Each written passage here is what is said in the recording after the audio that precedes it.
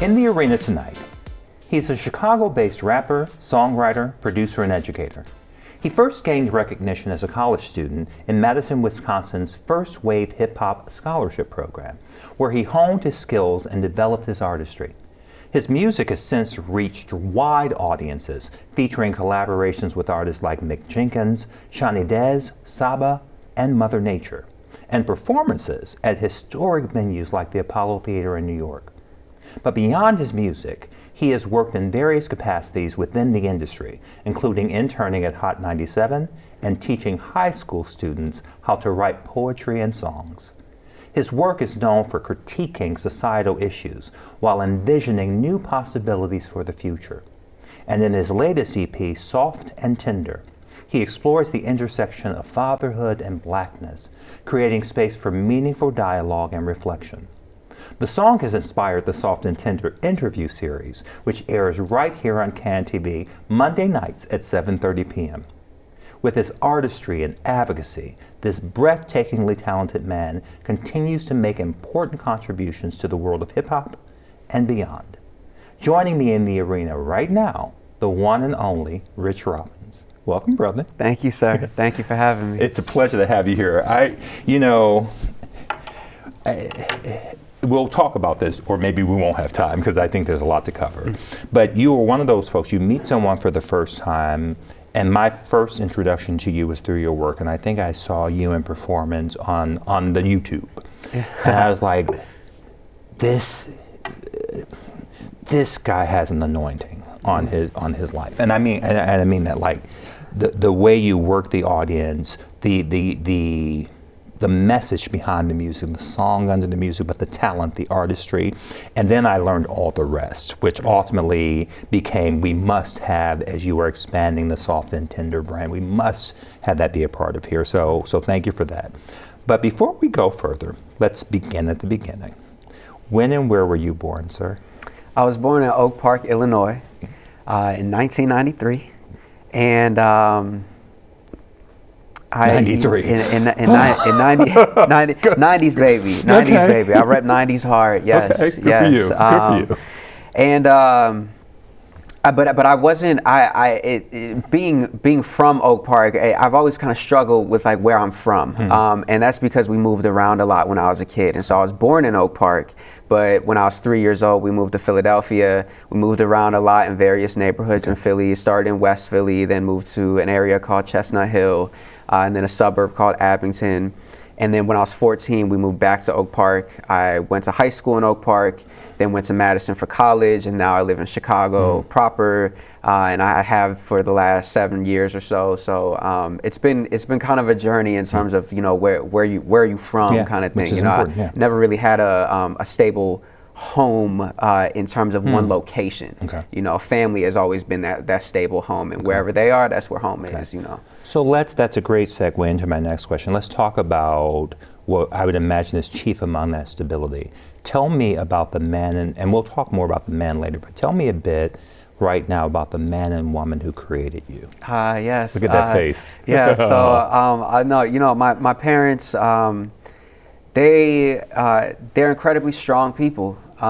They have been together for some 30 plus years now, which, I think I'm in my own relationship, and it has not been 30 years, but it comes with its trials and its triumphs, and so to think that they have been resilient through that for 30 years, and to have watched that, they got married when my mom found out she was pregnant with me, and so I've been there from the jump, Wow. And my mom grew up in Chicago. She grew up in the Little Village neighborhood, and then moved to Oak Park. Okay. And then my father grew up in Northwest Philly, and they met in college and have been together ever since. They're very God-fearing and God-respecting individuals. Have really instilled that in me as well. And I really, I commend them for believing in what I do. It hasn't always been an easy journey for them to believe in what I do. They're both, how do I explain this? They're both traditional in terms of their education, right? Believing in the American education system, and that is kind of a measure of success, right? How far you go, how deep you go in the American education system.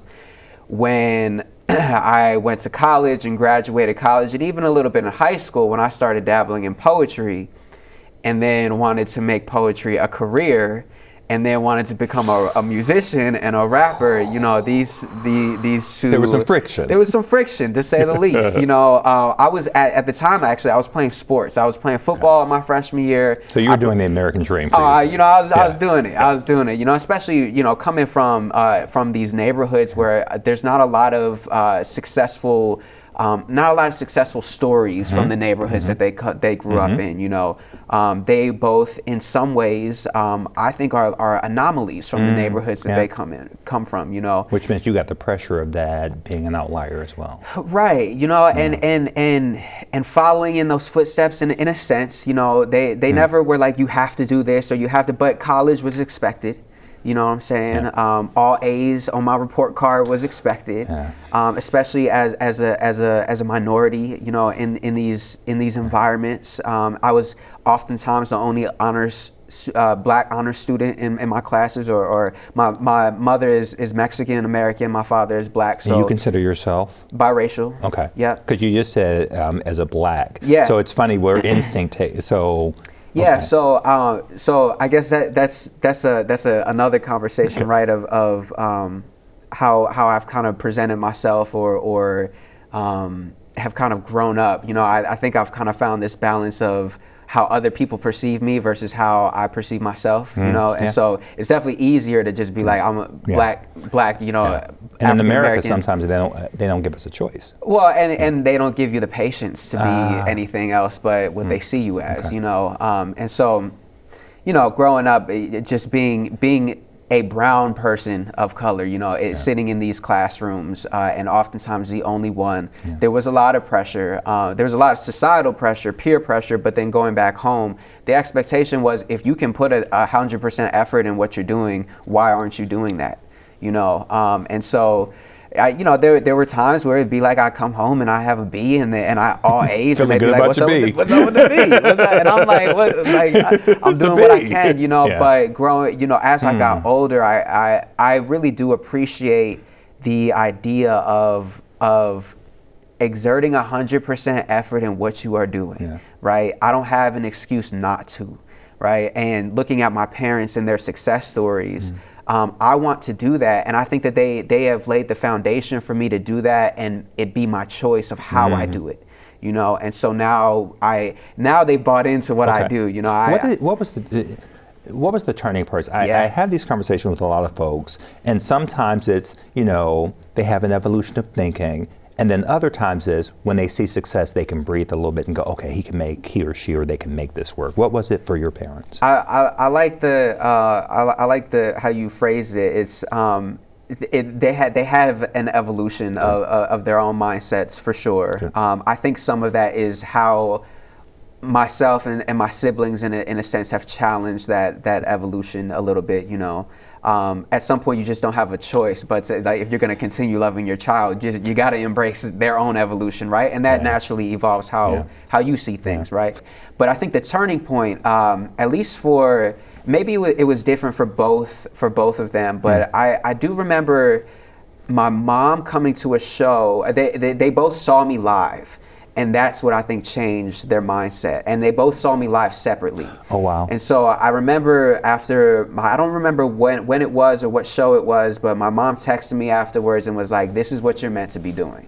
Boom, that was it. That was a cosign I needed right there, right? Now, my father, he surprised me at the Empty Bottle, a venue in Chicago. I had my first headlining show there. And I did not expect him to show up at all, right? We're preparing to go on stage. A homie taps me on the shoulder. He's like, "Look who's there." Oh, they told you here. Before you walked on? Oh, right before I hit the stage. Okay. So I turn, I see Pops there, you know. And but it gave me the juice that I needed, though, the focus that I needed. And to see him front row, phone out, like everybody else, you know, jamming to the music. And I think to see other people singing with the music, to see how it's moving through other people. It's bigger than just me sitting in the living room telling them about it. He got to see you through their eyes. Yes. And I think that was a turning point for him, you know. And then ever since then, they both collectively have really they've really supported all of the endeavors that I've gone through, you know. And then in turn, I'm able to do things like the Soft and Tender series, which is now it's just this constant, you support me, I support you, and we keep building, you Brilliant. know. Let's talk about the other folks in that foundational support system, the siblings. How many do you have, and where do you fall in the order of things? So I'm the oldest by a lot. So I have a younger sister and a younger brother. My younger sister is 8 years younger than me. My younger brother is 11 years younger than me. Oh. Yeah.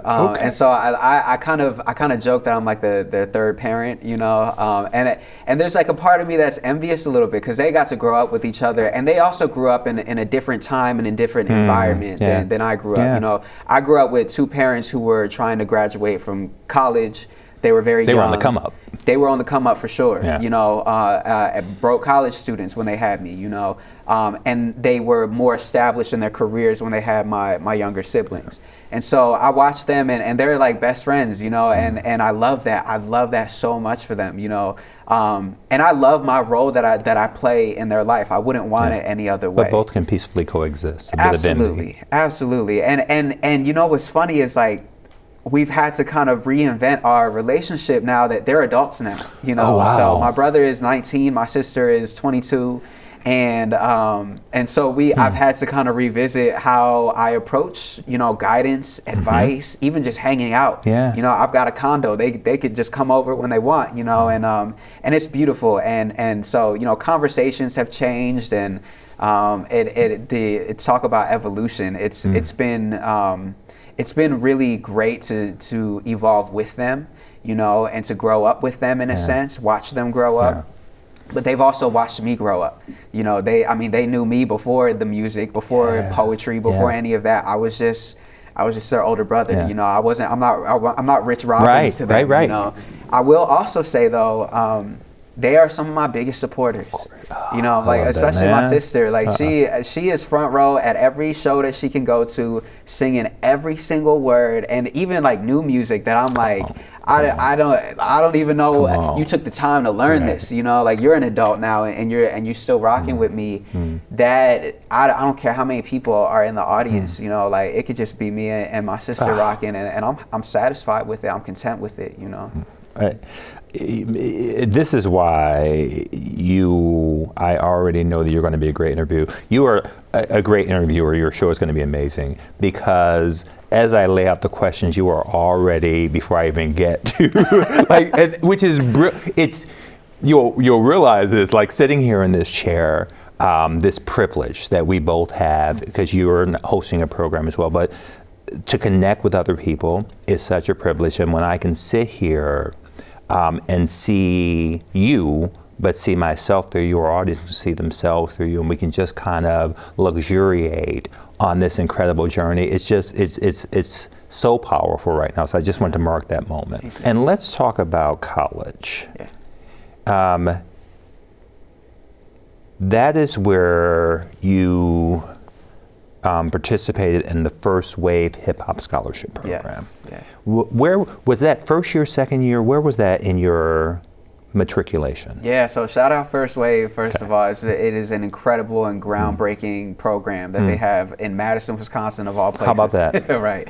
I admittedly was not even very aware of Wisconsin prior to learning about the First Wave program, you know. But the First Wave program, so the question is about the First Wave program? Yeah, so it's... Is that what brought you there? That is what brought me there, yeah. So you apply to the First Wave program either your freshman or your sophomore year of college. I applied my freshman year of college and didn't get into the program. But I still went to Madison because I was hell You bent gonna on get in the getting into program, you know. And so I was very active in poetry at the time, slam poetry, and most of my high school experience, sophomore year to senior year, was involved in slam poetry. There was a competition called Louder Than a Bomb in Chicago that we participated in. I was a part of the slam team, and that's what got me in the arts in general, right?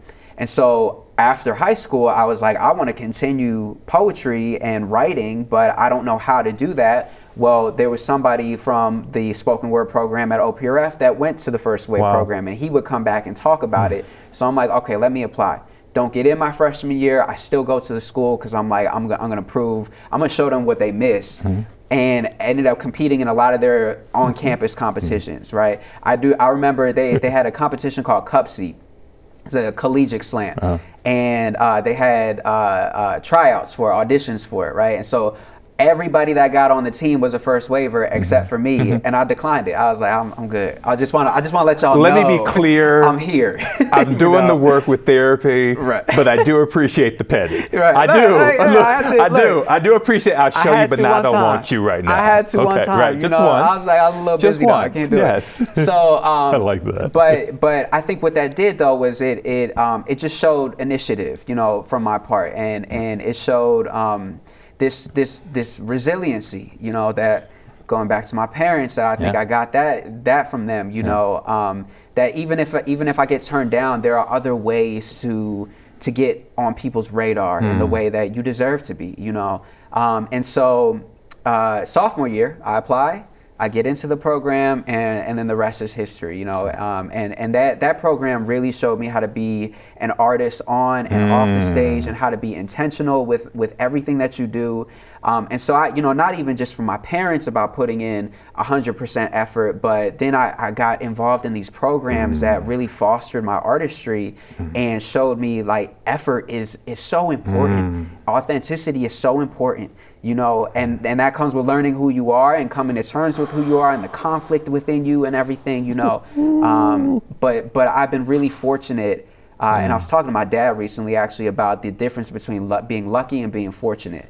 Right? Being lucky is just like, well, it just so happened that, but in my life, I think I've been very fortunate, and I've been very fortunate to have people look out for me and help put me in places that really catapult my development. But you had to bring something for them to see. I had to bring that too. I couldn't just wait for people to do that, but they say like success is when preparation meets opportunity, right? And so I knew that if I was ready, all my T's were crossed and my I's were dotted, then once the opportunities presented themselves, boom, we're going. Speaking of soft and tender, which is evolving as I'm watching. So tell me how you conceived, what went into the creation, production, writing of the Soft and Tender EP? What was the song under that music? What underpinned it? Yeah, so it started with the Soft and Tender song that was written. That was the first song that I wrote in the condo that I purchased 2 years ago in a neighborhood in Chicago. I won't say which neighborhood. Good for you. In a neighborhood Smart in choice. and so I think that was like there was something about that being the first song in a space that I owned, that felt so important. And I don't know what it was that a song about my dad came out of that. I've never talked about my dad in that way. At a key point in your life. Yeah, that's what came. Right. At this milestone moment, that's what came out of my body was that, And so I had a roommate at the time, and my roommate was there while I was making the song, and he was like, "Yo, you got something with this." And the fact that it came from him, I was like, "Okay, that means something," And so that song came out, and the EP actually wasn't even thought about when the song came out. And then I had a conversation with my manager Felton. We had just started working together, and we were like, we got to put a project out together, like our first joint effort, And so I was like, well, I got this song and I got this other song, and I can make an intro. I made the intro that night in like 2 hours. That intro features Shawnee Dez. Shout out Shawnee Dez for making that a historical moment for me. And then we put together the 5 songs, and then I got to shout out my homie Link also from Toronto. He was visiting 1 month, and we were listening to the song, and he was like, this conversation would be, this song is a conversation starter, and it can be had with people that look like us, And I was like, yeah, okay. Well, what if we just like do some funding for a series, And I got all these series that I watch on you. I'm a big YouTube watcher, so I'm like, I got all these series that I love, and why can't we make that? We could make that, and we did. We crowdsourced and crowdfunded 3 episodes. And the music is what inspired it, and that's how I want my career to be. Is I want to do all these. I have so many things that I want to do. I'm a big anime fan, and so I'm like, imagination is my thing. I have a big action figure collection to this day. Actively, like my brain is always working to build worlds, and so but I also know music is the foundation for it. As long as I keep doing that and keep being creative, it's endless what we can do, right? On that note, we're gonna continue talking. Our technically final segment, called 3 for the Road, but I have some follow-ups that we're going to add to the end of that segment. So stick around with us, hang in there. Chicago, you stick with us as well. We'll be right back after this. Daddy in the kitchen and he told me, son, listen, he said, you don't have to play the part that they wrote for you. You don't have to play the part. On the winter season premiere of Chicago Newsroom 2.0, we take another look at the top news stories of 2023 with Block Club Chicago's Jamie Nesbitt Golden and the host of 3 Questions with Hugo Balta. Join the conversation Wednesday, January 17th at 7 p.m. on CAN TV Cable Channel 19 or stream live on cantv.org or the new CAN TV Plus app. Experience the power of community television.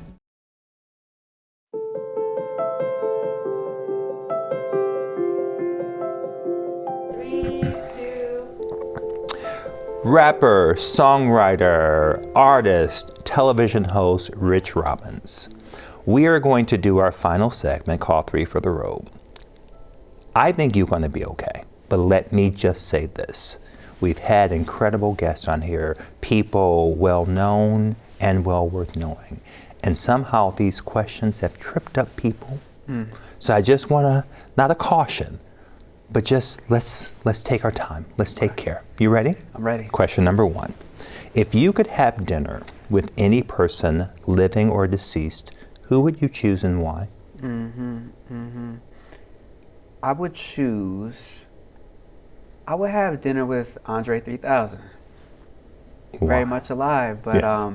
a creative that I think is a genius, and I've always looked up to his storytelling in music, but the man just came out with a whole flute album. It was just one of the best rappers alive, and it's like, I'll just play some flute for this album, and it's an incredible album. I listen to it now before I prep for shows, so I would want to pick his brain, and I know that he handles success in a very particular way, and to see somebody who is ultra talented be so secluded, I'm curious of what that's about, and I think there's something in me that is going to follow suit at some point. Something is resonating in you. Yeah. Okay.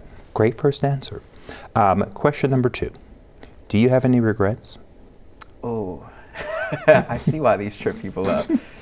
I do. And I don't even know if I would call them regrets, but I think it's missed opportunities to spend time with people that I love. Yeah. Got it. Final question. One piece of advice, present day Rich. Gosh, I usually say 21-year-old self. I don't know how far to go back with you. One piece of advice present day Rich would have given his 19-year-old self. Go to therapy. Go to therapy a little sooner. Come on. Go to therapy a little sooner, and you don't have to hold on to the things that hurt. This is thank you.